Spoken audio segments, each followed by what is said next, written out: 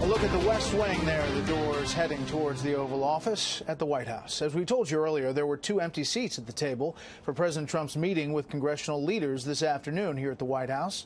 Here's Chief Congressional Correspondent Mike Emanuel to tell us why the Democrats' top lawmakers decided to take a pass.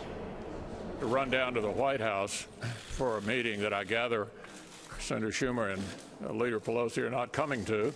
The government's due to run out of money next Friday, December 8th, and yet Democrat leaders Chuck Schumer and Nancy Pelosi backed out of a scheduled White House meeting with President Trump, Majority Leader Mitch McConnell, and Speaker Paul Ryan.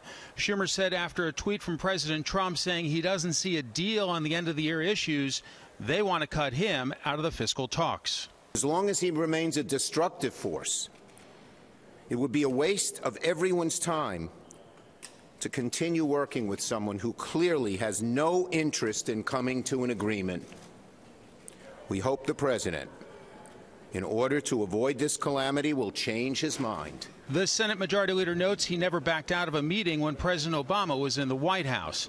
And the Senate Republican whip suggested the Democratic leaders want a government shutdown. I can't imagine why the Democratic leader and Ms. Pelosi decided to simply not do their job. What they need to do is step up and say yes to doing their job and keeping the government up and running. Democrats have tried to flex their muscles, noting that their votes are typically needed on issues such as spending and debt.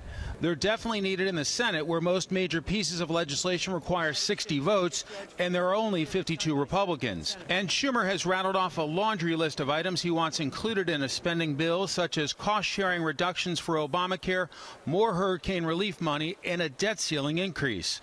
Other Democrats have pushed for addressing the status of children brought to this country illegally by their parents. Oh, you don't have 218 votes to pass a budget, and you need our help? Well, you know that we are ready, willing to keep the government open. Schumer and Pelosi asked their Republican counterparts McConnell and Ryan for a late afternoon meeting. GOP leadership sources say the meeting was at the White House.